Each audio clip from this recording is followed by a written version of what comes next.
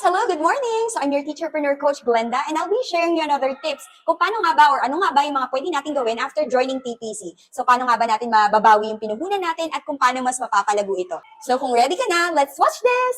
So number 1 is study the basics. So ano-ano ba yung mga basic natin? So after joining TPC, number 1 mo kailangan gawin is study the 8 ways to earn. So alamin mo kung paano kumikita kay TPC, ano ba yung mga ways to earn, kung paano natin mapapalago or kung paano natin mababawi ang puhunan mo. Learning the 8 ways to earn is like having your ace in your team. Kasi kapag alam mo ang 8 ways to earn, alam mo kung paano ilalatag to sa iyong prospect or sa iyong kausap, mas madali mo silang mapapa-avail. Kasi ang mga tao, kahit walang pera yan or kahit may pera yan, pag nalaman nila ang ganda ng sistema at kung gaano ka sincere habang sinishare mo ang business, mas madali mo silang mapapa-avail. Another is learn or study the technicalities like how to load, how to activate, how to refund, everything about the basic kailangan mong malaman, lalo na sa pag-assist ng mga members mo, lalo na kapag may troubleshooting silang kailangan gawin. Lalo, for example, may maintenance si TPC, of course, lahat naman po ng company ay dumadaan sa maintenance, dumadaan sa system upgrade, kaya ikaw mismo as dealer or as member ni TPC, dapat ready ka sa mga troubleshooting na ito. Dahil if ever in the future magkaroon ka ng mga members, ikaw din ang magtuturo sa kanila. So by learning the basic, malalaman mo kung ano yung mga dapat mong gawin when it comes to circumstances na mga hindi mo inaasahan. Kasi kapag alam mo kung ano yung mga basic, alam mo kung ano yung troubleshooting, hindi ka mawawalan ng gana kapag nagkaroon ng mga downtime. Knowing the technicalities is para kang sumabak sa gera na handang-handa ka at full armored ka. At kapag hindi mo naman alam ang technicalities or kung paano mag-troubleshoot, para kang sumabak sa gera ng wala kang dala. So alam mo na, study the basic. Number 2 is promote your business. So number 1 kay TPC na kailangan mong gawin or kahit saang businessman, you have to endorse, promote, and share. So ano-ano nga ba yung mga bagay or yung mga ginagawa natin para ma-promote ang produkto natin? So pwede tayo through posting sa ating pages, sa ating mga groups, sa ating mga GC, and any other social media platforms. Pwede ka rin mag-flyers. So, pwede ka mag-saturate sa iba't ibang lugar. Kung ikaw ay traveler, mas maganda. So, kahit saan ka pumuntang lugar, dapat may dala kang mga flyers, may dala kang mga loading kits and mga cellphones para anytime na meron kang mga kasalubong, pwede mo silang maalok. And napakaganda ring dala mo kapag ikaw ay nagsasaturate is yung uniform. Pwede kang may t-shirt ni TPC. Mas maganda kung may ID ka rin ni TPC. At anything na pagkakakilanlan mo na ikaw ay TPC member. Kasi sa ngayon, napakarami ng scammer ngayon. Kaya ang mga tao, medyo ilag na sila sa mga nag-aalok. So make sure na ikaw ay presentable at sa suot mo pa lang, pinapakilala mo na yung business na i-share mo sa kanila. Another naman is yung one-to-one talk or yung personal mong aalokin ng isang tao or personal mong kakausapin yung gusto mong mapa-avail. So just like me kasi, hindi ako masyadong effective sa saturation or sa mga one-to-one talk dahil mas effective ako sa nakita ko at na-experience ko, mas effective ako sa online. So, iisipin mo lang or aaralin or i-experience mo lang lahat ng ways kung paano mag-promote like yung posting sa online, like yung saturation or flyers, or yung one-to-one talk. So, hahanapin mo kung saan ka mas effective at kung nalaman mo na kung saan ka mas effective, doon ka mag-focus dahil sure ball, yun ang mas magpapalaki ng sales mo. Tandaan mo, copy-paste is the key.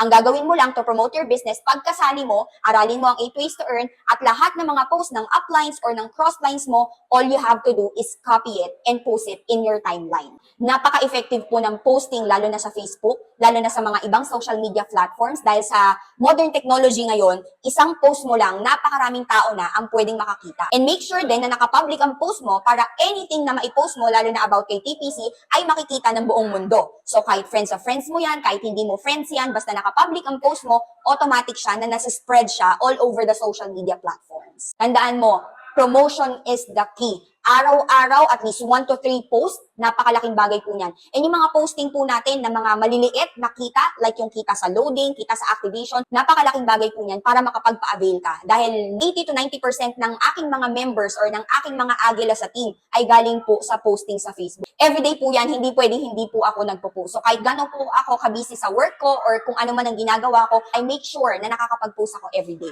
So dapat ikaw, wag na wag kang tatamarin mag-post. Remember, lahat ng galaw mo ay tinitignan din ng mga members mo. Kaya make sure na ikaw ang maging model sa kanila.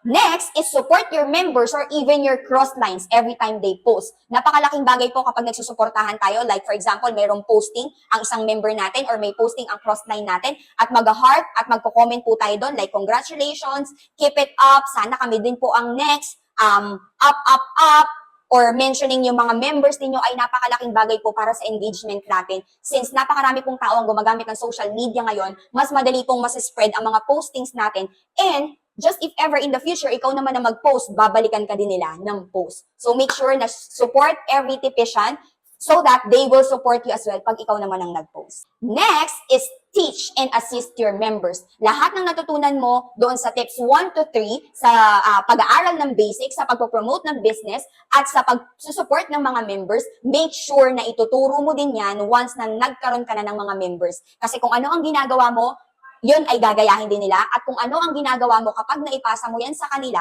at naging effective din sa kanila, mas mabilis pong lalaki ang grupo mo. And that is duplication. And duplication is the key kung gusto mo talagang mapalaki ang grupo mo. Kasi once natuturuan mo ang mga members mo, ganun din ang gagawin nila sa mga members nila. Again, kung ano ang puno, siya ang bunga. So make sure na ikaw na puno ay magbibigay ka ng magagandang bunga para yung mga bunga mo ay bumunga rin ng mas magaganda pa. And number 5, and the most important tip, is to have the faith and consistency. Sabi nga sa 1 Corinthians 15:58, your labor is not in vain.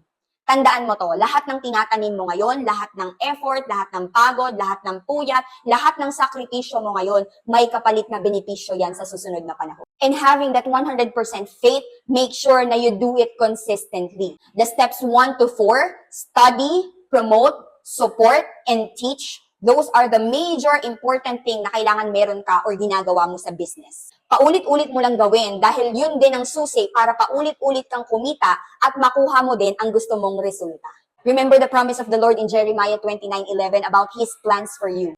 Plans to prosper you and not to harm you, and plans to give you hope in a better future. Tandaan mo, hindi pa tapos si Lord sa'yo. Better days are coming. Kaya laban lang, kapit lang. And that's it. Kung tingin mo itong video na to ay makakatulong sa'yo at sa mga members mo, make sure to share it in your GC, your group, and your pages. And patuloy tayo at paulit-ulit tayong matuto para paulit-ulit din na makuha mo ang resulta mo. Thank you and God bless. Bye!